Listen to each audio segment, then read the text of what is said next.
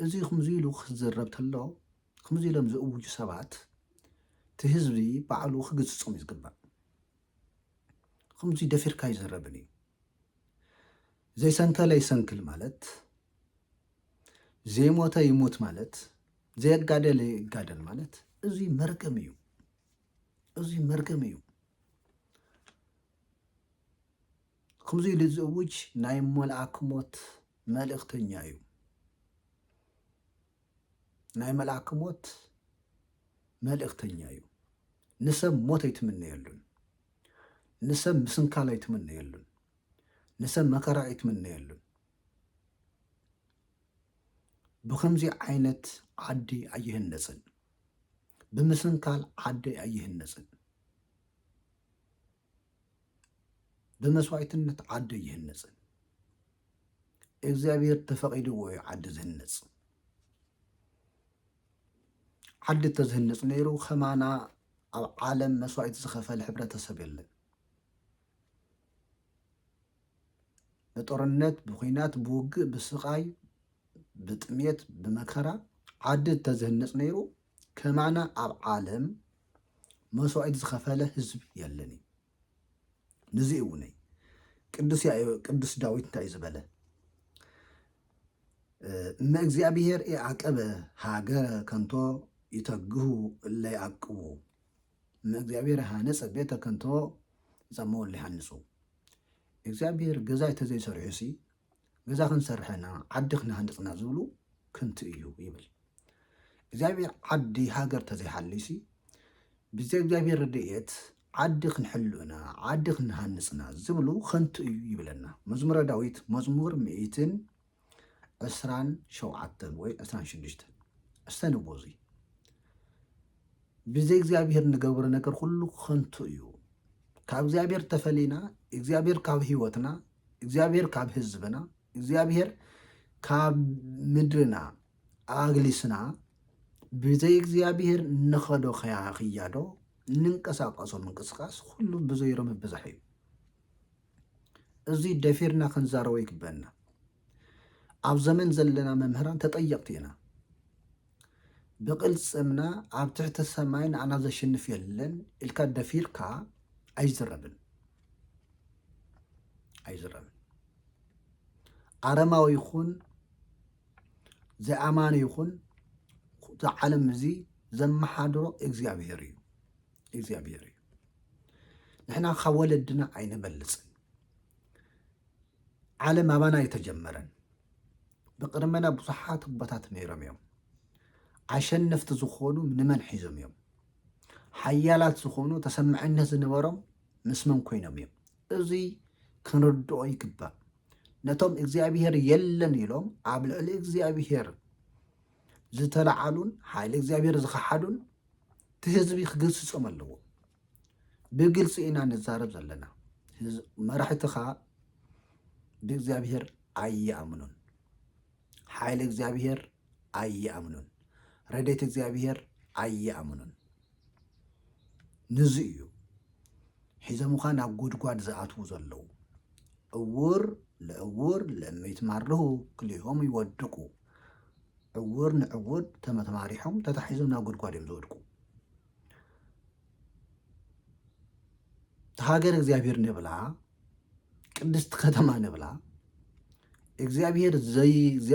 ብእግዚኣብሔር ዘይኣምኑ ክመርሕዋ ከለዉ ከምዚ ዓይነት ውድቀት የጋጥም። ኣየናይ መርሒ እዩ ናብ እግዚኣብሔር ዝፅልይ?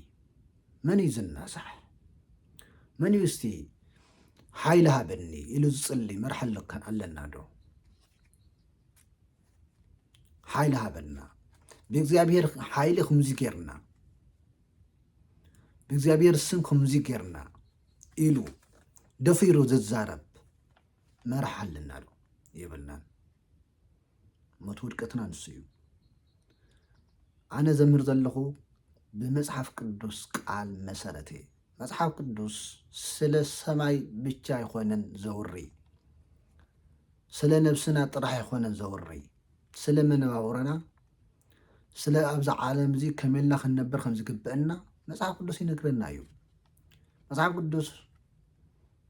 ዘይድህሶ ህይወት የለን መጽሐፍ ቅዱስ ኣብዚ ዘመን ዘለና ነዚ ዘመን ዘለና ጥራይ ዘይኮነስ ስለ ዝመፅእን ስለ ዝሓለፍን ዝናገር ናይ እግዚኣብሔር እስትንፋስ ዘለዎ መለኮታዊ ሰማያዊ መረጃ መረዳእታ እዩ ስለዚ ክንበኪ ይግበአና ብሰዓት እዚ መርድእ ምሰማዕና ኣይኮነን ዝብከ መርድእ ምሰማዕካ ኣይኮነን ዘለካ ቅድሚ መርድእ መጽሓፍ ቅዱስ እንዲያው ብክዮ ለሃጥእ ንኃጢአተኛ ብህይወት ንሃለዎ ብኸዮ እዩ ዝብል ብኸየሉ ብህይወት ንሃለዎ ብኸየሉ ስለዚ ምእንታናን ምእንቲ ደቅኹምን ክንበኪ ይግበአና ኣብ ሰዓት እዚ ቤተ ክርስቲያኑ ናይ ንስሓ ኣዋጅ ክትእውጅ ምህላ ክትእውጅ ይግባአ ናይ ጾም ግዜ ኢና ዘለና እሞ ኣብ ጾም ግዜ ኢና በፃሕና ኢና ጾም ሃዋርያት እዩ ሃዋርያት ሓይለ መንፈስ ቅዱስ ተቐበልሉ ወቅቲ እዩ ንህዝብና ሓይሊ የድልዮ ኣንቱም ሙሰ ንበሩ ሃገረ ኢየሩሳሌም እስከተለብሱ ሓይለ ማርያም ሰማያዊ ሓይልን ሰማያዊ ጥበብን ሰማያዊ ፍልጠትን ስጋብ ዝወሃበኩም ስጋብ ትለብሱ ስጋብ ዝወሃደኩም ካብ ቤተ ክርስቲያን ይትፈለዩ ተባሂሉ ተኣውጅ እዩ ንህዝብና ኣብ ሰዓት እዚ እንታይ የድልዮ መንፈሳዊ ሓይሊ የድልዮ ዝሓዘነ እንታይ የድልዮ ዘጸናንዕ መንፈስ የድልዮ ዘረጋግእ መንፈስ የድልዮ ህዝብና ናብ ቤተ ክርስቲያን ቅረብ ኣብ ሰዓት ህዝብና ተረጋጊኡ ከይፅልውነይ ኣብ ቤተ ክርስቲያኑ ብዙሕ ፈተና ኣሎ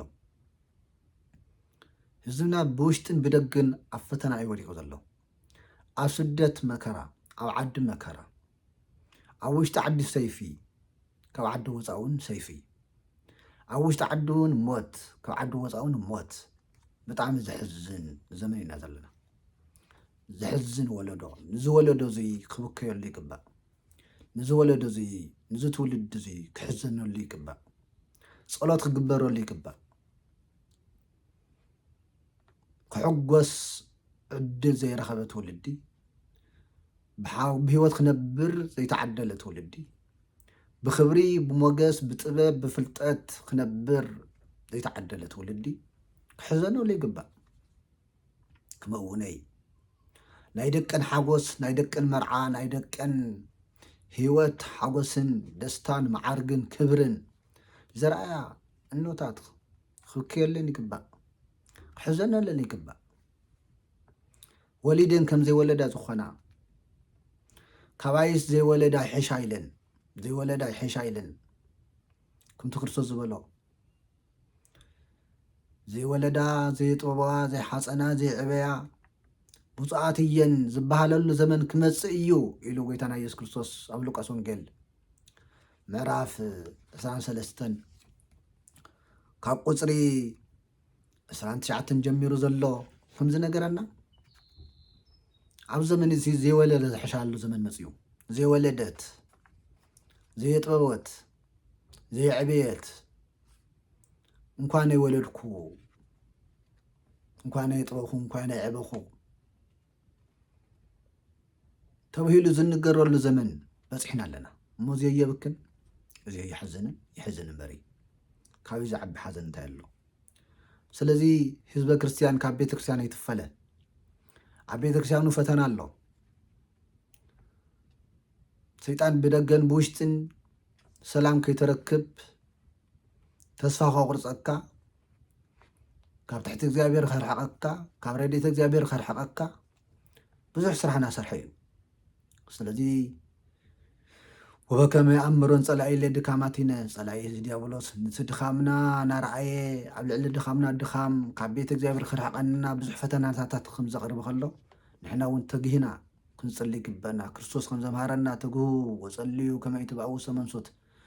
ናብ ፈተና ናብ መከራ ከይተኣትዉ ተግሂኹም ጸልዩ ዝበለና ይትርሃቁ ምኒሃ ካብ ቤተ ክርስቲያን ይትርሓቁ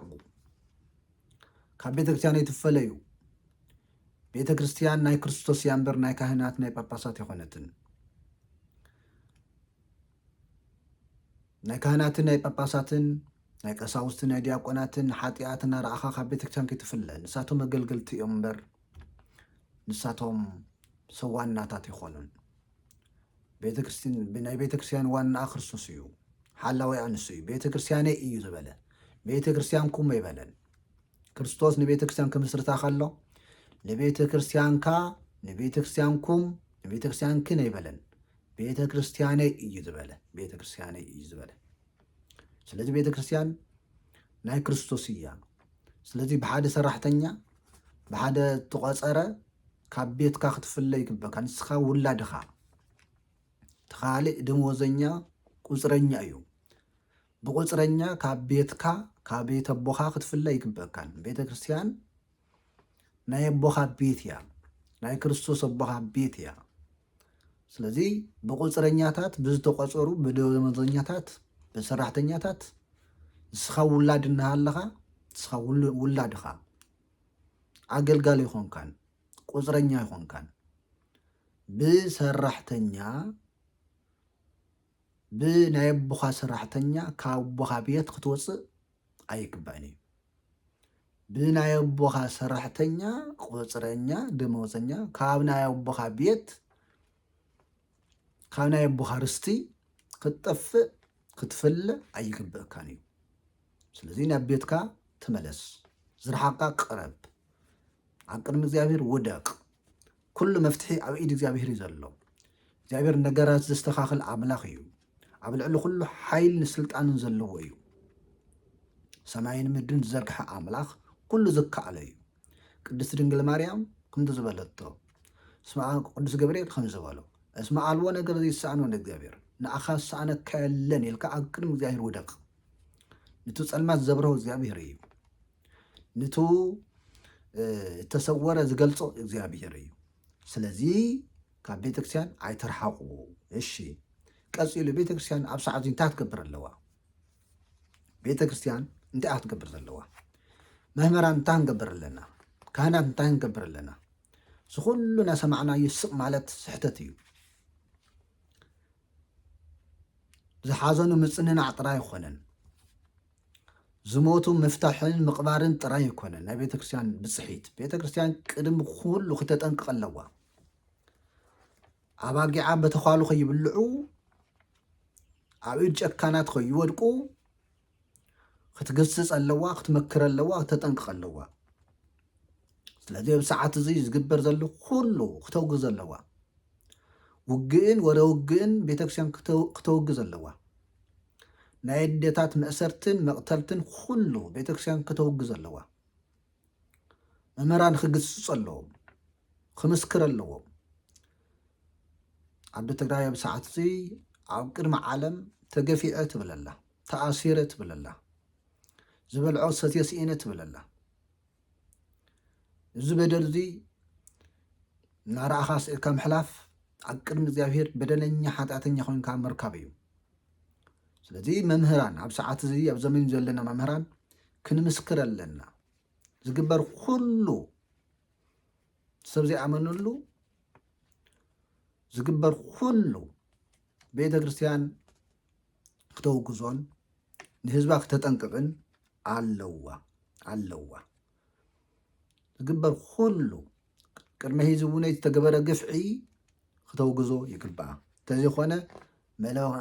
መለካዊት ኮይና ክትተርፍ እያ መለካውያን ይበሃሉ ናይ ዝኾነ ደጋፊት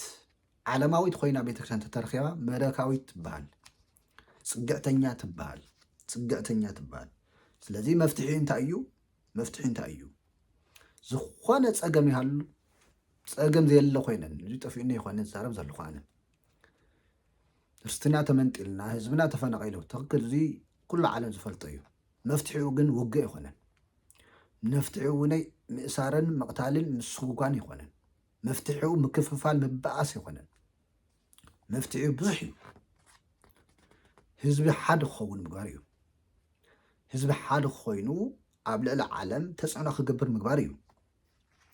ሓድነቱ ኣስጢሙ ተረዳዲኡ ተመካኺሩ ብምክክር ብሕጋዊ መንገድ ዘይምለስ ነገር የለን ዘይስተካከል ነገር የለን ንምንታይ ኢና ታሪክና ንርስዕ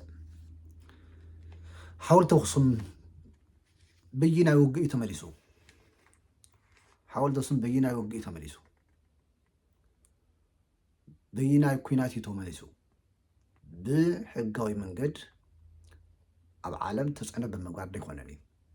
ማሕበረሰብ ኣክሱም ዝመለሰ ህዝቢ ርስቱን ጉልቱን ምምላስ ከመይ ይስእን ህዝቡ ንስዓ ተዋፀና ኣብ ቅድሚ ዓለም ወንጌለኛ ኮይንካ ምርካብ ዓመፀኛ ኮይንካ ምርካብ ስሕተት እዩ ኣብ ቅድሚ ዓለም ብሓድነትን ብዝኾነ ይኹን ሓይልን ተሰማዒነትን ረኺብካ ዝጎደለካ ርስትኻን ጉልትኻን መብትካን ክትኸብር እዩ ዝግበአካ ብኩናት መሊስካ ብኩናት ሓልኻዮ ትነብር ርስቲ ኣይህሉን እዩ ስለዚ ንኩልኩም ህዝብና ተቀዳማይ ካብ እግዚኣብሔር ዝተዘርሓቅና እግዚኣብሔር ኣሕሊፉ ንዘይጠቕሙ ንባሮት ኣሕሊፉ ሂቡና እዩ እዚ ክንኣምን ኣለና እግዚኣብሔር ኣዋሪድና እዩ ኣብ ቅድሚ ዓለም እግዚኣብሔር ኣብ ኢድ ጨካናት ኣውዲቑና እዩ እግዚኣብሔር ይርኢ እዩ ይሰምዕ እዩ ስለዚ ታሪክና ክምልሰልና እንተኮይኑ ሓይሊ ክበና ንሰራዊትና ይኹን ንህዝብና ይኹን እግዚኣብሔር ሓይልን ብርታዕን ትብዓትን ክቦ ዓወትን ክቦ ተኮይኑ ናብ ቅድሚ እግዚኣብሔር ምውዳቕ እዩ ካብ እግዚኣብሔር ረድኤት ምድላይ እዩ ሃበነ ረድኤተ ለምንዳቤነ ኦ ጎይታ ኣብ መከራና ግዜ ኣብ ፈተና ግዜ ሓይልን ረድኤትን ሃበና ወከንቱ ተኣምኖ በሰብ ምእማን ከንቱ እዩ ናይ ሰብ ሓይሊ ከንቱ እዩ ስለዚ እቲ ህዝቢ እዚ ውግእ ይኣኽሎ መንእሰይ ብሰላም ይንበር ይስራሕ ናይ ምንባር ዕድሉ ኣይተበላሽወሉ ስለዚ ኣቱም ዝምልከተኩም ህዝቢ ትመርሑ ዘለኹም ዓዲ ክንሃንፅና ትብሉ ዓዲ ክህንፅ ትኮይኑ መጀመርያ ብንፅህና እዩ ካብ በደል ነፂኻ እዩ ካብ ግፍዒ ነፂኻ እዩ ብሓጢአተኛታትን ብበደለኛታትን ብግፍዐኛታትን ዓዲ ኣይምስረትን ስለዚ እግዚኣብሔር ኣብቲ ኩሉ ነገር ኣብ ማእኸልና ኣትዩ ታሪክና ከስተኻኽለልና ኩልና ናብ እግዚኣብሔር ንመለስ እዩ ኣዴታት ቅድሚ መርድእ ደቅና ቅድሚ ምስንካሎም ደቅና ቅድሚ ምማቶም ክንበኪ ክንሓዝን ኣብ ቅድሚ እግዚኣብሔር ወዲቕና መሓረና ክንብል ይግበአና ምህላ ኣሎ ይፈልጥ እየ ጸሎት ኣሎ ይፈልጥ እየ ካብ ቂምን በቐልን ዝወፀ ብንስሓ ክኸውን ኣለዎ መንፈሳዊ ንብዓት የልየና መንፈሳዊ ሓዘን የልየና መንፈሳዊ ብኽያት የልየና እግዚኣብሔር ሰማዕ ኣምላኽ እሞ ታሪክና ከም ዘስተኻኸልና ኣምን እየ እግዚኣብሔር ክሰምዐና ኩልና ክንፅሊ ኣለና ኣቱም ኣብ ቅድሚት ዘለኹም ከዓመይ ኣብ ገዳማት ንዘለዉ ነቶም ዓፅዮም ዝነብሩ ኣባታትና ብጸሎትና ዘክርዎም ብጸሎትኩም ዘክሩና በልዎም እግዚኣብሔር ሓይሊ ክበኩም ሲ ከምቶም ወለድና ኣፅየ ካሌብ ንኣባ ጴንጠሌዎን ብጸሎት ካዘክረኒ እዩ ዝበሎ ክዘምት ከሎ ብጸሎት ካዘክረኒ ክትዘምቲ ከለኹም እውነይ ሓይሊ ክበኩም ትኮይኑ ኣብ ቅድሚ እግዚኣብሔር ወዲቕካ ረድኤት እግዚኣብሔር ተማሕፂንካ እዩ ስለዚ እግዚኣብሔር ኣብ ሂወትና ኣብ ታሪክና ክኣቱ ትኮይኑ ናብ እግዚኣብሔር ክንቀረብ ኣለና እምበኣር መልእክተይ እዚ እዩ ካሊእ መልእክቲ የብለይን ወቅታዊ መልእክቲ ንሱ እዩ ኣቱም ህዝቢ ናርዓድኩምን ናደንገፅኩምን ኣዴታት ኣብ ርእሲ ጥሜትንን ኣብ ርእሲ ሕማምንን ኣብ ርእሲ ሓዘንንን ኣብ ርእሲ ድኽነትንን እተኣስሩ ኣብ ወለዶት ኣዴታት ተኣስሩ ዘለኹም ዕረፉ እግዚኣብሔር ናብ ልብኹም ይመልስኩም እግዚአብሔር ናይ ድኻታት ኣምላኽ እዩ እግዚአብሔር ኣምላክ ነዳያን ኣምላክ ህዙናን ናዝያ ዘህኑናን ኣምላክ ነዳያን እዩ ይሰምዕ እዩ ናይ ዳኛ ናይ ድኻ ተጠባባቂ እግዚአብሔር እዩ እግዚአብሔር ዝፈርድ ኣምላኽ እዩ ዘውደቐና እውን እዚ ክኸውን ይኽእል ዘዋረደና እውን ናይ ድኻታት ነብዓት ክኸውን ይኽእል ናብ ዘይሮ ዝመለሰና ናይ ድኻታት ነብዓትን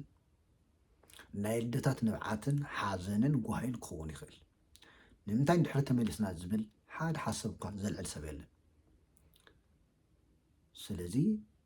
ታሪክና ከስተኻኽለና ናብ እግዚአብሔር ክንቀርብ ኣለና እዩ እቲ መልእኽቲ እዚ ክንገብር ከዓመይ እግዚአብሔር ጥበብን ምስትውዓልን ሓይልን ይሃበና እግዚአብሔር ናብ ልብና ይመልሰና ንሕና ናብ እግዚአብሔር ክንምለስ ከለና እግዚኣብሔር ናባና ይመለስ፣ ታሪክና ይስተኻኸል። እግዚኣብሔር ዓወ ሓይሊ ክበና እዩ። እግዚኣብሔር ናይ ምፅንናዕ ዘመን፣ ናይ ምርግጋእ ዘመን፣ ናይ ሰላም ዘመን ከምፀና እዩ። እግዚኣብሔር ፀልማት ናብ ብርሃን ክቅይሮ እዩ። እግዚኣብሔር ተሓዘን ናብ ሓጎስ ክቅይሮ እዩ። እግዚኣብሔር ውርደት ናብ ክብሪ ክምልሶ እዩ። እዚ ክገብር ከዓ ከምዝገብር ከዓ እግዚኣብሔር ብቃሉ ዝተኣመነ እዩ። ብቻ ንሕና ጥራሕ ንመለስ፣ ብቻ ንሕበር፣ ብቻ ነተሓሳሰብ፣ ብቻ ንሕና ንራዳዳእ፣ ነተኣማመን፣ ንመኻኸር፣ ንፋቐር። ኣሜን።